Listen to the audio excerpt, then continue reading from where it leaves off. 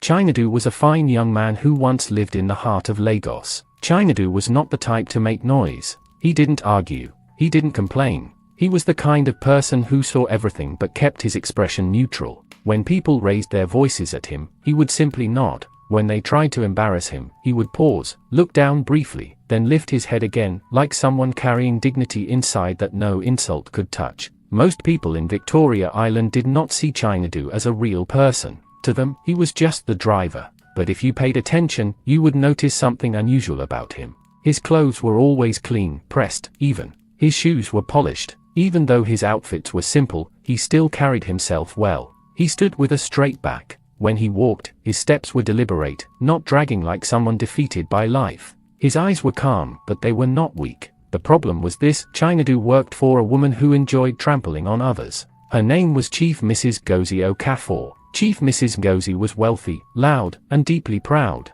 She loved expensive things: Italian shoes, Swiss watches, designer bags with labels bigger than the bags themselves. She loved being called Chief Ma. She loved when people begged her for favors because it made her feel important. She owned an interior design company that catered to the rich, politicians, oil magnates, bankers. Her world revolved around brand names, social media clout, and who sat at the high table during OM parties. In Chief Mrs. Ngozi's world, Chinadu was invisible. That Thursday morning, Chinadu stood outside her sprawling mansion in Banana Island. The compound was massive: tall iron gates, manicured lawns, a fountain in the center. He stood beside her black Range Rover, wiping a tiny smudge off the side mirror even though it was already spotless. He checked the time on his old phone: 7:55 a.m. Behind him, he heard the sharp click of heels on marble. Chinadu. Chief Mrs. Ngozi's voice sliced through the morning air like a whip. He turned quickly. "Good morning, Ma." "Good morning, K. Is that what you're saying while the car is still sitting there like a stubborn goat?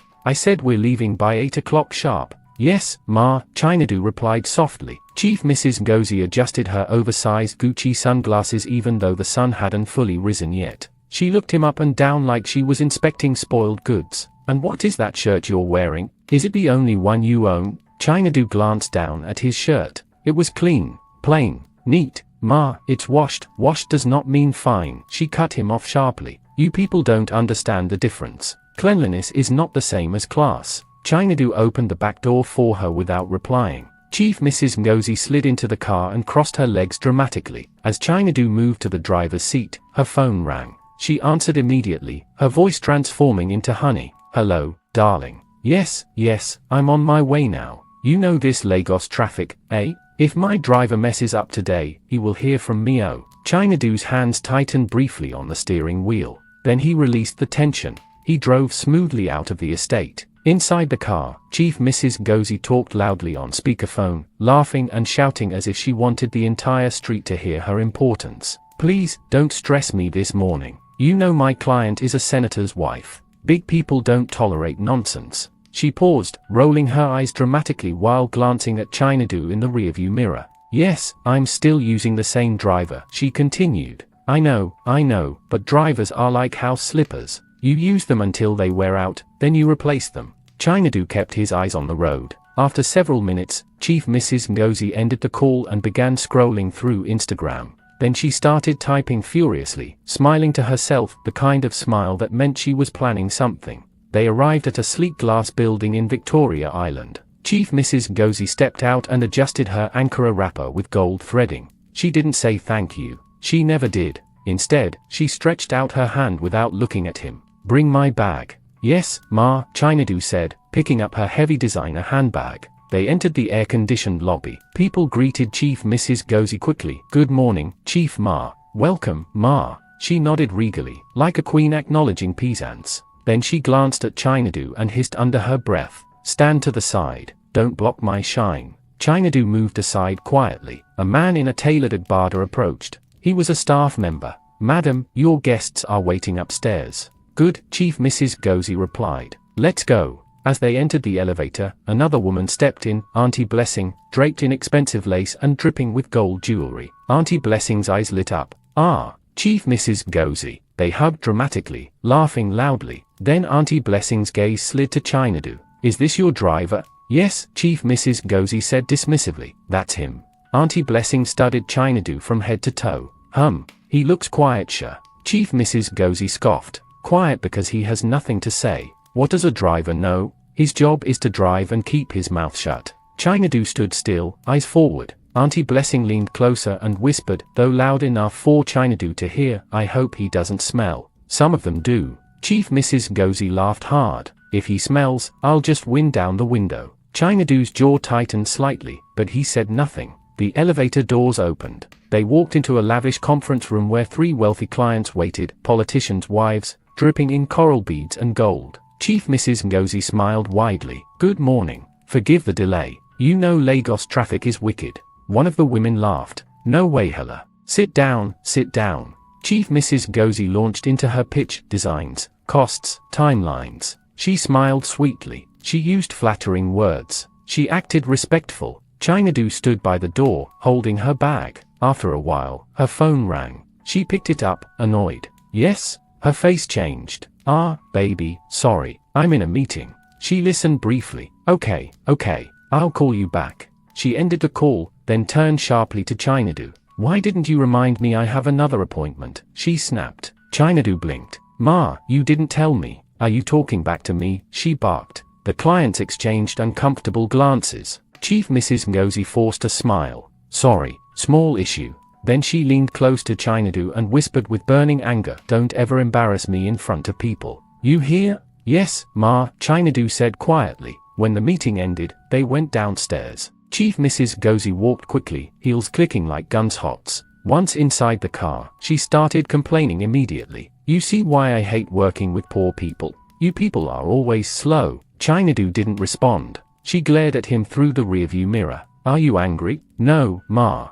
Good, because anger doesn't change anything. Your life is still your life. China-do swallowed hard but kept driving. Later that afternoon, they arrived at the Palms shopping mall in Lekki. Chief Mrs. Ngozi was meeting 2 of her friends, Auntie Blessing and Mrs. Chioma, for shopping and gossip. China-do followed behind, carrying multiple shopping bags. The 3 women walked through the mall like they owned it, laughing loudly, pointing at things, trying on jewelry. This is the kind of dress I want for your birthday, Auntie Blessing said, pointing at a sequined gown in a boutique window. Chief Mrs. Ngozi's eyes sparkled. My birthday must be massive this year. Bigger than Davido's wedding. Mrs. Chioma grinned. Of course. You're Chief Mrs. Ngozi Okafor. It must shake social media.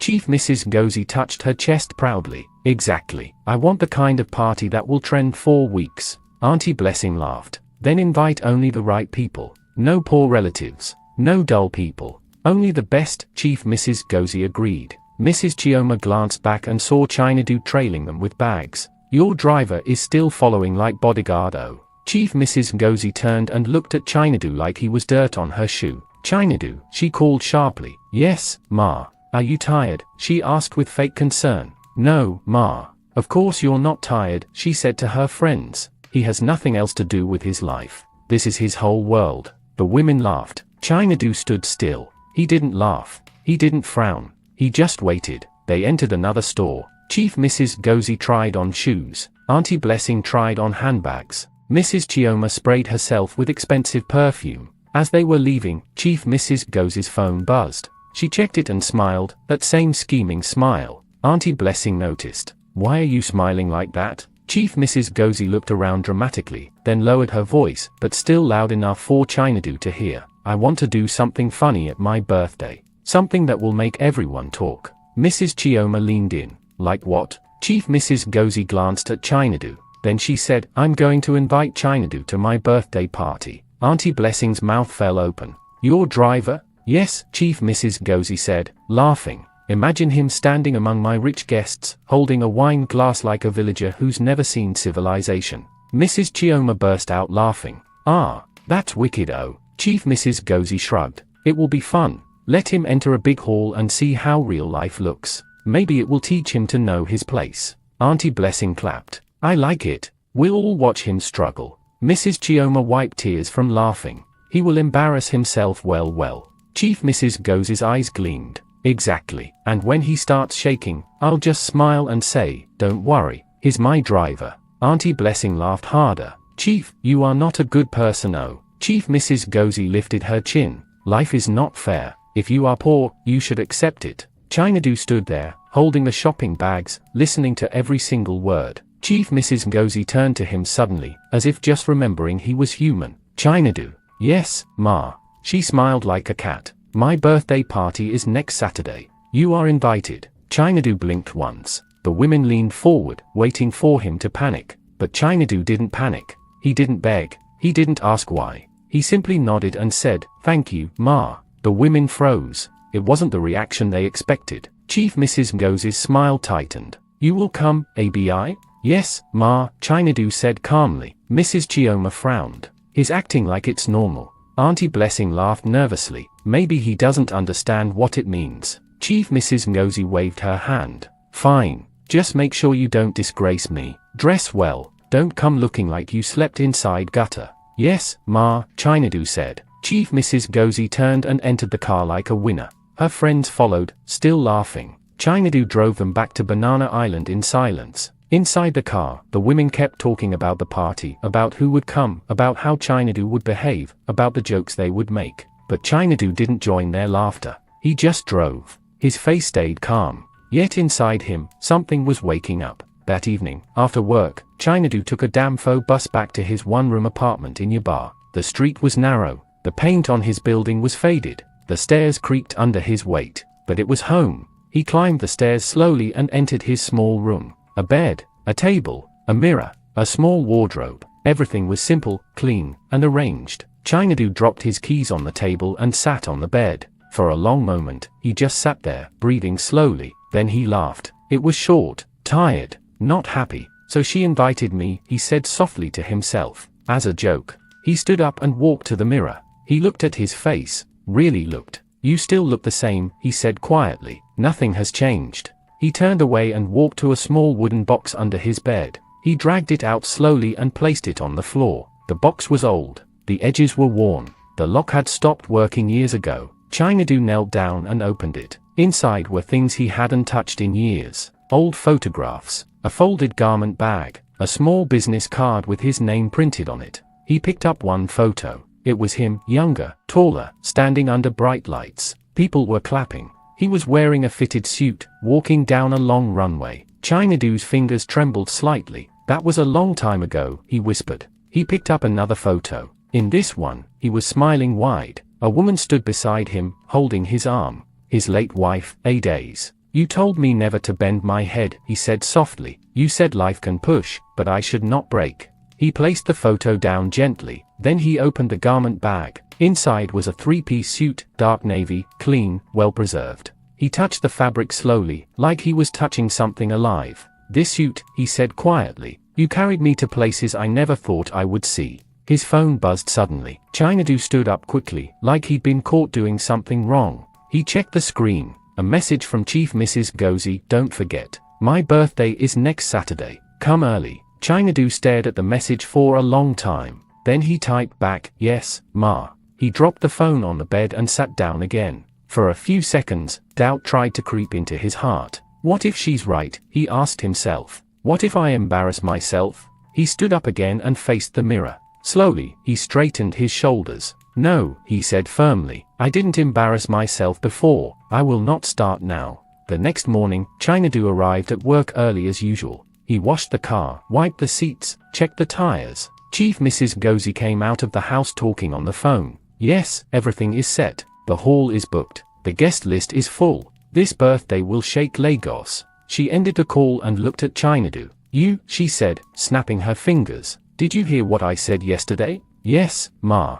"You are coming to my birthday," she said slowly, like explaining to a child. "Don't disgrace me." "I understand, Ma." Chief Mrs. Ngozi rolled her eyes. "You better." As they drove out, she kept talking about the party, the hall, the food, the guests, the decorations. "You know," she said, adjusting her gel in the mirror, "big people will be coming from everywhere. You must not talk anyhow. Just greet and keep quiet." "Yes, Ma." "Don't eat like you're starving," she added. "And don't ask questions." "Yes, Ma." She looked at him through the mirror. "Why are you always saying yes like a robot?" Chinadu met her eyes in the mirror for a second. "Because that is my job, Ma." Chief Mrs. Ngozi smiled, pleased. "At least you know." Later that day, Chief Mrs. Ngozi met with her friends again at a cafe in Ikoyi. China waited outside in the car. Inside, Auntie Blessing and Mrs. Chioma were already there. "Chief," Auntie Blessing shouted, "we were just talking about your driver." Chief Mrs. Gozi laughed and sat down.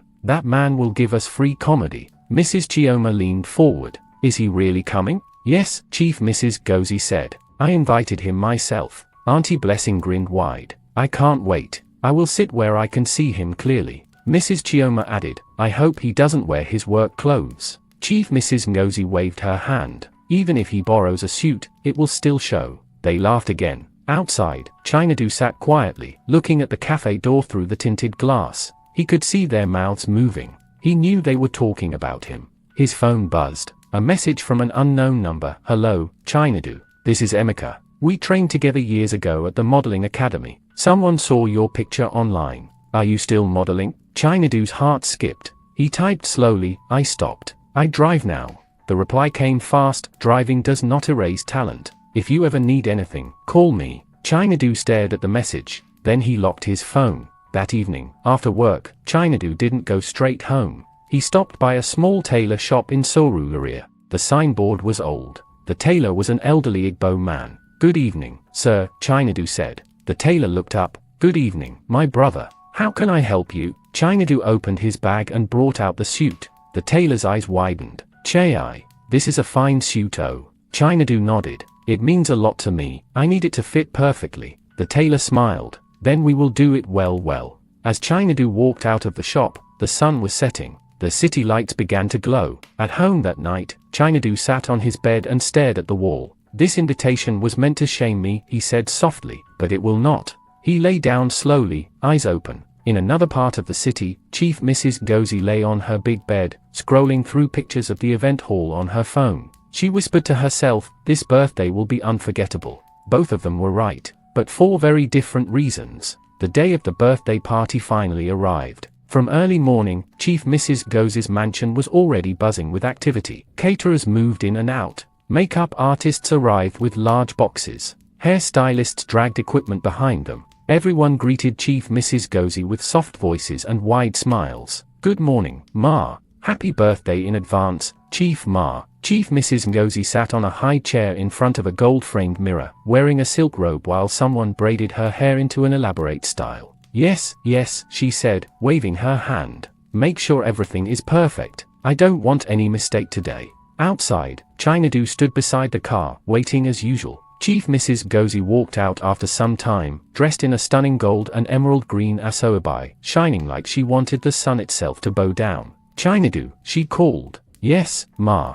You will drop me at the hall and go home," she said. "Don't come early. Come later in the evening. I don't want people seeing you arrive with me." China nodded. "All right, Ma." She looked at him again, her eyes sharp. "And remember, dress well. Don't disgrace me." "Yes, Ma." As they drove, Chief Mrs. Gozi talked non-stop about the party. "Today is not for mistakes," she said. "People are coming from everywhere. Senators' wives, all tycoons, Nollywood stars. You know how Lagos is." "Yes, Ma." She smiled to herself. This party will be talked about for years. They arrived at the event hall before noon. The place was enormous, Oriental Hotel, Victoria Island. White and gold decorations filled the space. Long tables stood in neat rows. Flowers were everywhere, orchids, roses, lilies. The lights were bright and clean. Chief Mrs. Ngozi stepped out of the car and smiled wide. "This is it," she said proudly. She turned to China.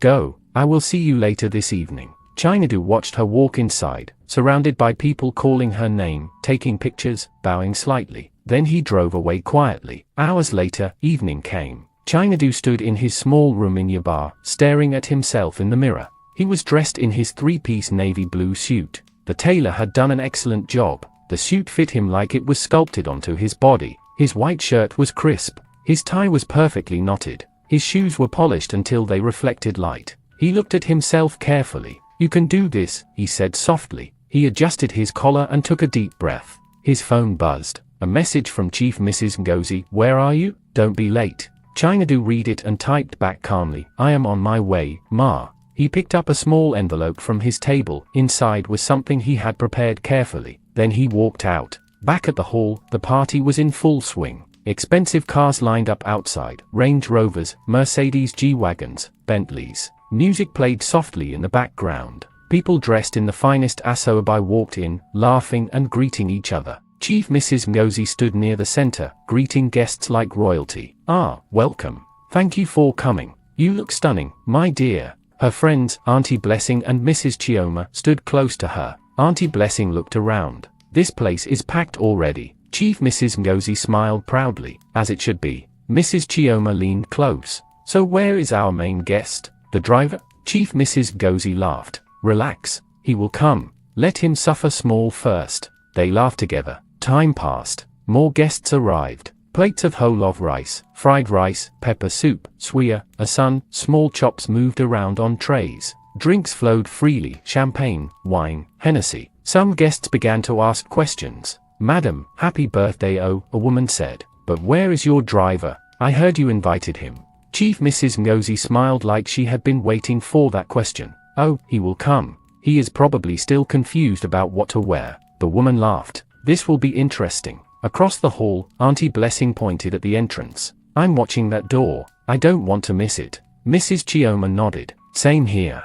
Minutes turned into an hour. Still no sign of Chinadu. Chief Mrs. Ngozi began to enjoy the waiting. "Maybe he's scared," she said loudly. "Maybe he borrowed clothes that don't fit." Auntie Blessing laughed. "Or maybe he's still practicing how to greet rich people." Mrs. Chioma added, "He will probably call you for help." Chief Mrs. Ngozi checked her phone. No missed calls. She smiled. "Let him come when he wants. The longer he waits, the sweeter the joke." Inside another part of the city, Chinadu stood outside the event hall. He adjusted his jacket one last time. "You can do this," he whispered to himself. He took a deep breath. Then he walked toward the entrance. Back inside the hall, the music grew louder. The MC took the microphone. "Ladies and gentlemen, let's celebrate the birthday queen of the night, Chief Mrs. Ngozi Okafor." Cheers filled the hall. Chief Mrs. Ngozi danced slowly, enjoying every second. Cameras flashed. Phones recorded. After the dance, she returned to her seat, breathing lightly. She looked around again.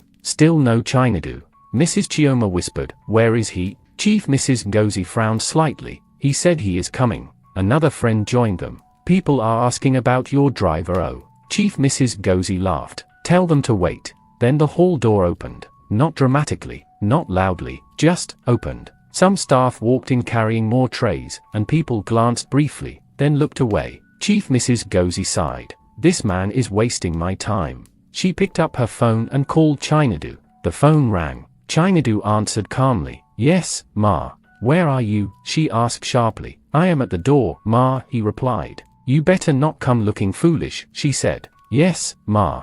She ended the call and shook her head. "Imagine, still stressing me on my birthday." Auntie Blessing smiled. "The wait will be worth it." Suddenly, the music seemed to lower slightly, not because the DJ planned it, but because people near the entrance started murmuring. Small whispers moved across the hall like wind. Chief Mrs. Ngozi noticed. She turned slowly. "What is happening?" she asked. Auntie Blessing's eyes stayed fixed on the entrance. Mrs. Chioma stood up slightly from her seat. Then the main door opened fully. The room began to quiet down. Heads turned. Phones slowly lifted. Chief Mrs. Ngozi felt something strange in her chest. She stood up, eyes fixed on the door. For a moment, no one spoke. The door stayed open, and someone stepped inside. The person who stepped inside was Chinadu. For a second, nobody moved. The music stayed low. The light stayed bright. But the hall felt frozen, like time had stopped just to look at him. Chinadu walked in slowly, not rushing, not dragging his feet.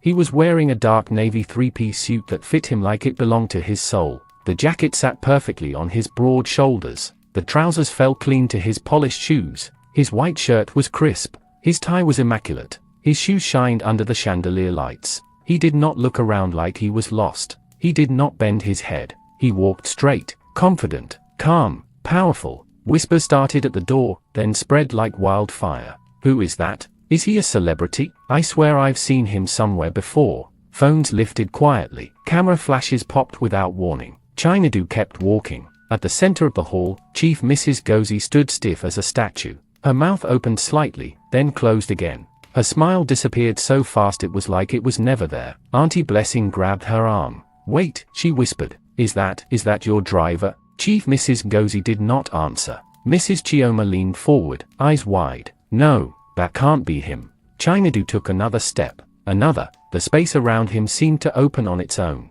People moved aside without being asked. Some smiled at him. Some stared in shock. Chief Mrs. Ngozi's heart began to beat fast. "That's not possible," she muttered. "That's not how he looks." Auntie Blessing whispered again, her voice shaking. "Chief, that is Chinadu." Chief Mrs. Ngozi swallowed hard. "No, no, no, no." Chinadu stopped a few steps into the hall. He looked around calmly, like someone taking in a room he belonged in. His eyes moved slowly, not greedy, not scared. Then his eyes met Chief Mrs. Ngozi's. For a brief moment, everything between them flashed. Every insult, every laugh, every time she talked down on him. Chinadu's face did not change. He nodded once, politely. "Good evening, Ma," he said. His voice was calm, clear, steady. People around them heard it. "Ma," someone whispered. Auntie Blessing's mouth fell open. Chief Mrs. Ngozi forced a laugh that sounded wrong. "Chinadu," she said loudly, her voice cracking slightly. You came." "Yes, Ma," he replied. "Happy birthday." Silence followed his words. Then someone clapped. Slowly, another person joined. Soon a few claps spread, confused but impressed. Chief Mrs. Ngozi felt her knees weaken slightly. She grabbed the back of her chair. Mrs. Chioma leaned close and whispered, "Why does he look like this?" Chief Mrs. Ngozi hissed back, "I don't know." A woman nearby turned to her friend. "That man is fine, oh." Another whispered, "His walk? Did you see his walk?" Chinadu took a few more steps forward. A man in a cream abada stepped out of the crowd and smiled at him warmly. "Good evening," the man said. "Welcome." "Good evening, sir," Chinadu replied. The man nodded with respect. "You look sharp, young man." "Thank you, sir." Chief Mrs. Ngozi watched the exchange, her stomach tight. "That man doesn't greet me like that," she muttered. "He doesn't talk to me like that." Another woman stepped closer to Chinadu, smiling wide. "Are you one of the guests?" she asked. "Yes," Chinadu said politely. "Oh," the woman laughed softly. "You look amazing." "Thank you." She giggled and touched her hair. "Please, can we take a picture?" Chinadu hesitated for a second, then nodded. "All right." The camera flashed. Chief Mrs. Ngozi's breath caught in her throat. "What is happening?" she whispered. Mrs. Chioma shook her head slowly. "This is not what we planned." The MC, still holding the microphone, looked confused. "Ah," he said slowly. "Welcome, sir. Please make yourself comfortable." Chinadu nodded again and moved toward the sitting area. As he passed by Chief Mrs. Ngozi, she spoke quickly. "Chinadu," she said in a low voice, forcing a smile. "You didn't tell me you had this kind of suit." Chinadu looked at her calmly. "You didn't ask, Ma," he replied gently. The words were simple, but they landed heavy. Chief Mrs. Ngozi's smile froze. Auntie Blessing stared at Chinadu as he walked away. "Since when is he this tall?" she asked quietly. Mrs. Chioma replied, "All this calm?" They watched as Chinadu took a seat at an empty table. Almost immediately, two women joined him. "Can we sit here?" one asked. "Yes," Chinadu said. They smiled and sat. Chief Mrs. Ngozi's chest felt tight. "This is my party," she said under her breath. "Why is everyone looking at him?" Auntie Blessing didn't respond. She was too busy watching Chinadu laugh lightly at something one of the women said. "That laugh," Auntie Blessing murmured. "It's nice." Chief Mrs. Ngozi turned sharply. "Blessing." Auntie Blessing blinked. "What? You're staring." Auntie Blessing looked away quickly. "I was just surprised." Across the hall, a group of men whispered among themselves. "That guy has presence. He looks like a model." "Who invited him?" Someone answered, "The seal brand. He's her driver." Laughter followed, but it was not mocking. It was disbelief. Chief Mrs. Ngozi overheard and felt heat rise to her face. She marched toward Chinadu's table. "Chinadu," she said loudly, "come here." The women at the table looked up. Chinadu stood calmly. "Yes, Ma." "Why are you sitting there?" she asked, smiling too hard. "You should stay close. People may need help." Chinadu nodded. "All right, Ma." He turned to the women. "Excuse me." "No problem," one of them said, still smiling. "We will talk later." Chinadu walked back toward Chief Mrs. Ngozi. As he stood beside her, the difference between them felt strange. He looked confident. She looked unsure. Chief Mrs. Ngozi leaned closer and whispered harshly, "What are you doing?" "Attending the party," Chinadu replied softly. She frowned. "Don't overdo it." "I'm not, Ma," he said. Auntie Blessing watched them closely. "Chinadu," she suddenly said, smiling. "You clean up well." "Thank you, Ma," he replied. Her smile stayed longer than needed. Chief Mrs. Ngozi noticed. She laughed loudly, too loudly. "Ah, He borrowed the suit. You know drivers. Chinadu said nothing. A man nearby turned and asked, borrowed?